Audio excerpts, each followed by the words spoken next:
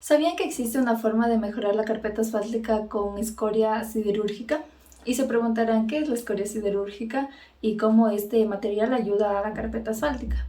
Bueno, en primer lugar, la escoria siderúrgica es un material grueso de origen mineral. Este está compuesto por silicatos de calcio y ferrito. Está combinado con óxidos fundidos de hierro, aluminio, calcio y magnesio, siendo este un subproducto de la fundición y purificación de metales, los mismos que son generados en hornos siderúrgicos. Gracias a las características mencionadas que tiene la escoria siderúrgica, estas nos ayudan a comprender las propiedades físico-mecánicas que tienen e hidráulicas. Dentro de las propiedades físico-mecánicas se encuentra la dureza del material, su grado de compactación, la resistencia al desgaste, las cuales son propiedades que dan rigidez y resistencia a la capa de rodadura. Dentro de las propiedades hidráulicas tenemos la impermeabilidad, considerando así también la adherencia a los ligantes bituminosos y la rugosidad constante. Todas estas características son importantes para considerar a este un material óptimo para una mezcla asfáltica. El trabajo de titulación de Daniel López tiene el propósito de determinar el porcentaje óptimo de escoria dentro de la mezcla asfáltica para poder mejorar las propiedades de la carpeta asfáltica en las vías de nuestro país. Dentro de este trabajo de titulación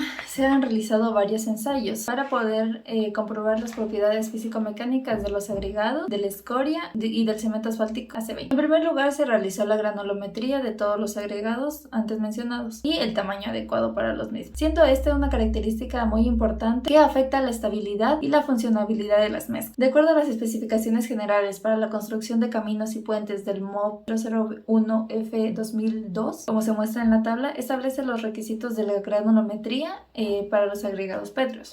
Como se puede ver en las figuras, se muestra la granulometría de los agregados gruesos, intermedio y agregado fino, que es la arena. En la tabla 2 podemos observar la granulometría de los áridos gruesos, obteniendo así también la granulometría de los áridos gruesos. También obtenemos la granulometría de los áridos intermedios y su curva granulométrica respectiva. De igual manera obtenemos la granulometría y la curva granulométrica de los áridos finos. Siendo parte importante dentro de este trabajo de titulación es el ensayo de granulometría de la escoria, obteniendo estos resultados y su curva granulométrica respectiva. Tenemos también un dato importante que es el cemento asfáltico AC20. Como se puede observar, aquí tenemos una tabla donde se notan los requisitos que tiene este cemento para poderse clasificar dentro del asfalto. Uno de los factores importantes dentro de esta tesis es que se ha realizado una mezcla asfáltica estándar, es decir, conocida en todo el medio. La mezcla estándar en el diseño asfáltico en caliente es la más utilizada en Ecuador debido a los componentes de la mezcla como el ligante bituminoso y los agregados incluyendo el polvo mineral, que son sometidos a temperaturas que oscilan entre los 135 grados y los 160 grados Celsius. Para poder obtener el porcentaje tentativo del ligamento asfáltico, se ha procedido a hacer la mezcla de los agregados gruesos, intermedio y fino. La mezcla asfáltica debe permanecer dentro de la franja granulométrica de tolerancia. Para ello se debe tomarse en cuenta los porcentajes apropiados de sus componentes cumpliendo normas y condiciones de diseño.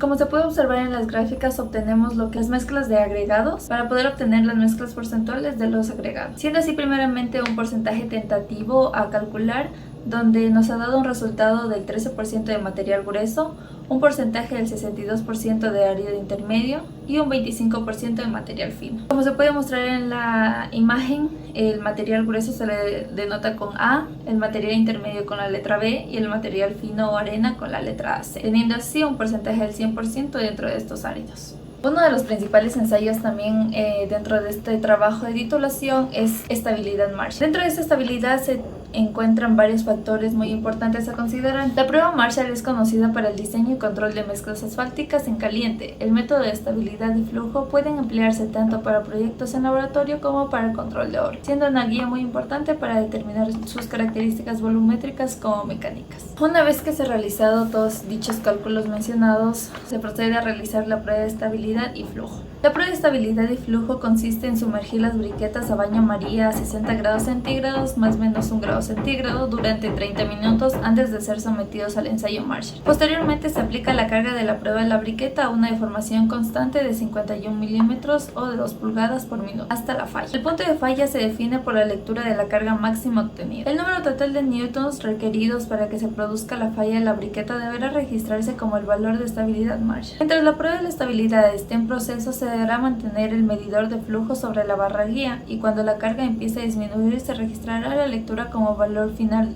Flujo final. La estabilidad de las muestras asfálticas medidas en el equipo Marshall deberán ser corregidas en función del volumen en centímetros cúbicos y los valores de corrección se muestran en la siguiente tabla. Una vez que se ha seguido todos los parámetros del diseño de Marshall, se ha determinado que se utilizará un 7.8% del cemento asfáltico AC20, el mismo que es apropiado para el promedio de los límites del vacío al aire, este apto dado que ya cumple los parámetros de la elaboración de la mezcla asfáltica. Una vez que obtenemos el porcentaje que vamos a utilizar de cemento asfáltico AC20, podemos diseñar ya nuestra mezcla asfáltica con el porcentaje de escoria respectivo. Se realizaron 15 probetas divididas en 5 grupos diferentes, de 3 probetas cada uno. En primer lugar, la muestra A, que es la muestra patrón, va a ser con el diseño idóneo de que no tenga porcentaje de escoria en este caso. En la muestra B tendremos un porcentaje de escoria en el árido grueso. En la muestra C tendremos un porcentaje de escoria en el árido intermedio fino. En la muestra D tenemos un porcentaje de escoria en el filler, es decir, el árido. Y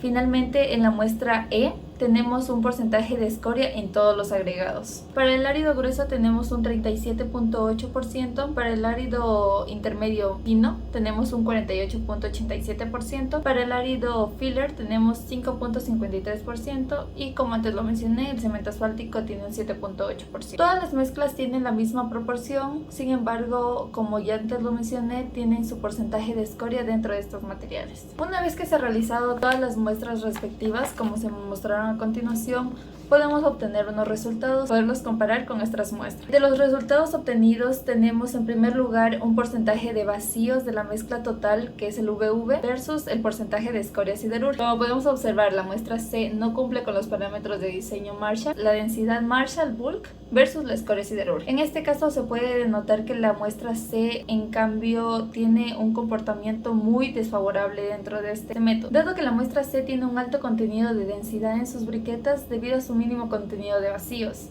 con lo que tiene relación con lo anteriormente mencionado.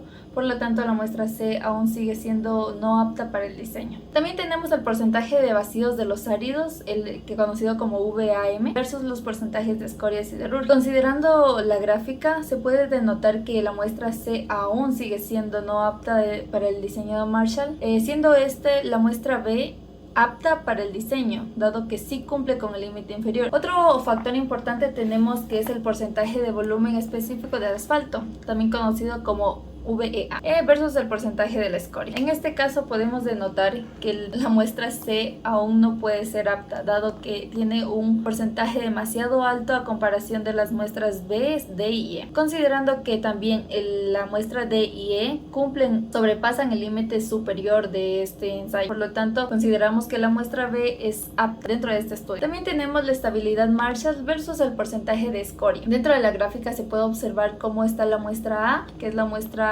patrón, versus las demás muestras, donde todas cumplen el límite inferior. Se debe considerar que una estabilidad regular permitirá a los pavimentos tener menor rigidez entre cargas de tráfico, evitando de esta manera lo que nosotros conocemos como futuros agrietamientos a los mismos. Como último factor importante tenemos un gráfico que nos muestra la deformación flujo versus el porcentaje de escoria siderúrgica, donde podemos ver que la muestra D supera el límite superior, mientras que todas las muestras cumplen con el límite inferior. Por lo tanto, aquí ya podemos denotar que la muestra D tampoco es apta para el diseño, y podemos considerar que la muestra B y la muestra E cumplen con los parámetros para elaborar la mezcla. Por otro lado, también podemos observar que la muestra C está al límite del flujo, por lo tanto cualquier variación puede afectar a que salga de lo establecido. Finalmente tenemos las conclusiones de todos estos ensayos, dado que cada uno de estos fue realizado para poder obtener un resultado final y poder saber cuál es el porcentaje de escoria que se deberá realizar,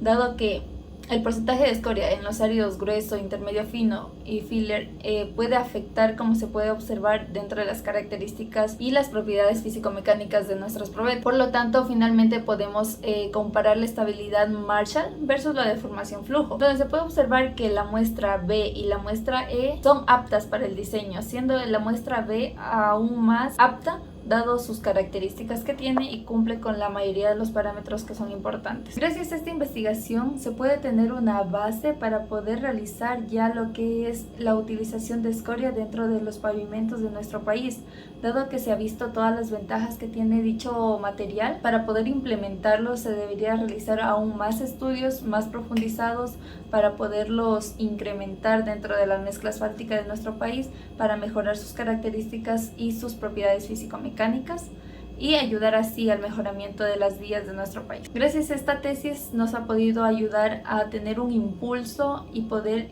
llegar a investigar más acerca de más materiales que puedan mejorar el pavimento, ya sea de nuestra ciudad, de nuestro país o a nivel mundial, porque puede ser un material que prácticamente se lo está desechando y podría ser utilizado dentro del pavimento, dado que existen una infinidad de materiales que se los desecha. Entonces podríamos realizar más investigaciones a profundidad, más ensayos, más prácticas y ponerlos ya en la vida real para poder mejorar lo que son todas nuestras vías dentro de nuestra ciudad y de nuestro